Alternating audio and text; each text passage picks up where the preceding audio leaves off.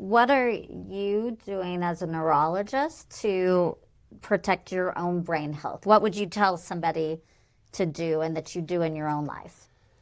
So I always tell patients across all, independent of the neurologic condition that they have, because for many of them, they represent both chronic conditions and we lack cures for them.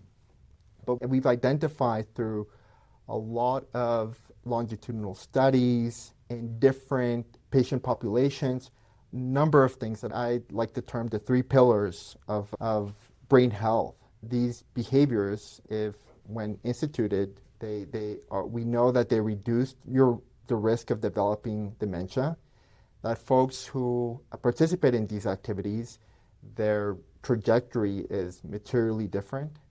These are regular physical activity, adequate nutrition, and then social and cognitive engagement. So much so, in fact, that if I see a patient with Parkinson's disease, Parkinson's disease is one of these conditions for which we lack a cure, or really anything that changes the course of the disease, medication-wise. So I like to frame the use of medications or discussions about advanced therapies as those things that I can prescribe and help manage, that they should support these three functions: regular physical activity, adequate nutrition, and social and cognitive engagement. And anything that I do, any medication, for example, that interferes with those three, we should not really pursue. Because in the end, the goal should be to preserve brain function someone's functioning for as long as possible, and anything that interferes with those three pillars is actually detrimental.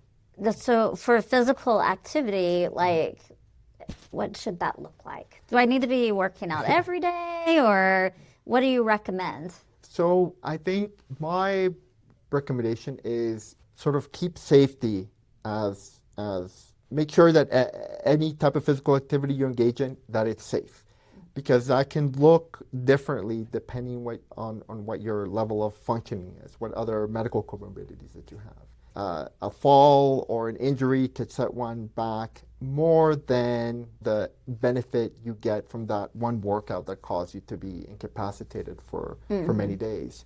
So we recommend, the general recommendation is somewhere between 30 minutes at least 5 times a week.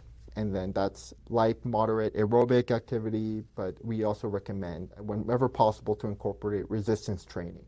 So these are goals, of course, and again, it's together with your healthcare team, be it neurologists or just primary care doctors, to identify things that impair your ability to be able to carry out physical activity, for example. So if it's pain, addressing causes of pain and tying the pain control interventions to regular physical activity, because that's what's going to get you the most benefit out of that intervention, right? If we're just using it to alleviate the pain, but not tying it to being more functional now that we are in less pain, I think you're not going to derive the full benefit of those interventions. So.